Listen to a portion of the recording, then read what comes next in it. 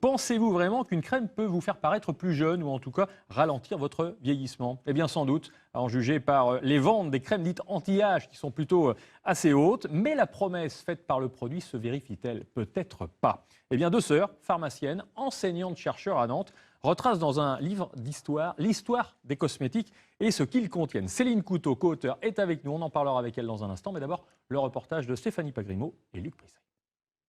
Dans ce laboratoire, ces deux chercheurs en pharmacie et leurs techniciennes décortiquent les produits cosmétiques. Un stéarate, une vaseline, d'eau distillée d'eau. Plus de 30 ans pour l'une, 20 ans pour l'autre. Un travail qui leur a permis au fil du temps de trier le bon grain de livret dans la jungle de ces crèmes soi-disant vertueuses. Laquelle d'entre vous n'a pas cédé au chant de la sirène du sérum anti-âge avec l'espoir de vieux jours radieux? Et pourtant, derrière ce principe cosmétique surconcentré, la formule est souvent simple. Donc 94% de matières premières volatiles. Donc dans ce sérum, il est majoritairement composé d'eau. C'est une forme récente qui est née dans les années 1950. Et à l'époque, ce que l'on utilisait, c'était du sérum de cheval. Donc c'était véritablement une forme qui ne comportait aucun additif.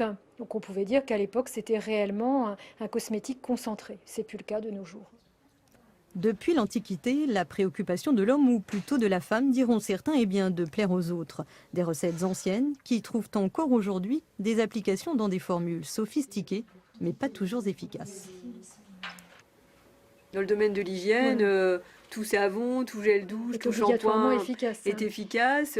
Dans le domaine du maquillage, tout cosmétique est efficace et on peut même peut-être dire que ce sont les cosmétiques les plus efficaces. Dans le domaine de l'hydratation, il n'y a pas trop de soucis non plus. Après, effectivement, quand on part dans des propriétés plus spectaculaires, telles que l'amincissement, l'anti-âge, etc., là, il faut relativiser les messages marketing.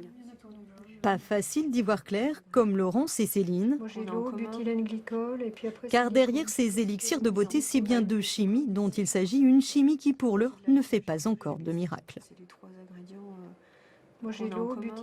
Alors on est prévenu, il n'y a pas de miracle, mais il y a encore des choses à savoir. Céline Couteau, bonsoir. Bonsoir. Vous êtes co-auteur, donc avec votre sœur, vous êtes pharmacienne, enseignante-chercheur, et donc votre livre s'appelle, je le rappelle, Beauté, mon beau souci, édition Edilivre. On parlait de l'Antiquité, ça veut dire que tous celles et ceux qui ont peuplé nos livres d'histoire cherchaient des produits ou des petits remèdes miracles pour paraître plus jeunes? Oui, il y a toujours eu une recherche cosmétique, même dans l'Antiquité. Et on utilisait beaucoup de produits de maquillage, beaucoup de parfums. Donc c'est un souci universel en fait. C'est universel. On voit que toutes les civilisations ont utilisé des cosmétiques. Et on a un certain nombre d'ouvrages qui vont nous donner des petites formules qu'on peut effectuer de nos jours, qu'on peut réaliser de nos jours. Les hommes comme les femmes, on a l'impression que pour les hommes c'est plus récent. C'est peut-être les publicités qui nous font croire ça. Non, c'était très ancien. Durant l'Antiquité, en Égypte, hommes et femmes se maquillaient. Il n'y avait pas de spécificité particulière. Donc c'est plutôt en déclin à notre époque qu'avant. Ouais, qu'avant. Alors votre sœur Laurence disait dans le reportage, attention, pas de remède miracle et attention, il peut y avoir des choses qui ne sont pas exactement ce qu'il y a sur l'emballage. De quels produits faut-il se méfier et est-ce qu'il y a des produits carrément dangereux pour la santé? Alors, surtout, nous, on axe notre message sur les produits de protection solaire, parce que tant qu'on est dans l'esthétique, si un produit amincissant ne vous fait pas mincir, vous ne risquez pas la mort. Un produit anti-âge qui ne vous donne pas 10 ans de moins, c'est pas dramatique non plus. Il n'y a pas de composants qui peuvent occasionner des rides en plus ou abîmer la peau? Non. Éventuellement des allergies, des irritations, mais ça va pas être dramatique. Par contre, ce qui est déjà plus embêtant, c'est d'utiliser un produit de protection solaire qui ne sera pas efficace et qui ne vous protégera pas des UV. Donc, vous serez susceptible de développer un cancer dans 20 ou 30 ans. Alors, c'est-à-dire les produits qui contiennent du bio. Le bio ne lutte pas contre les UV. Les produits bio, pour bien comprendre leur principe, un produit solaire bio ne contient en général qu'un seul filtre, le dioxyde de titane, alors que le même produit conventionnel, lui, va accumuler 5, 6, 7, 8 filtres. Donc le calcul, il est rapide. Un seul filtre ne pourra pas être aussi efficace qu'une somme de 5, 6, 7, 8 filtres. Donc on est encore loin de l'été, mais c'est bon à savoir maintenant. Et on va le rappeler, sur les emballages, on regarde bien, s'il y a marqué bio sur une crème solaire, il faut la bannir. Oui. On jette, parce que non seulement ça ne protégera pas, mais en plus ça peut occasionner vous disiez le Voilà, si on pense qu'on est protégé et qu'on ne l'est pas, c'est évident que ça va poser un souci dans quelques années. Bon. Les sérums, il faut s'en méfier aussi.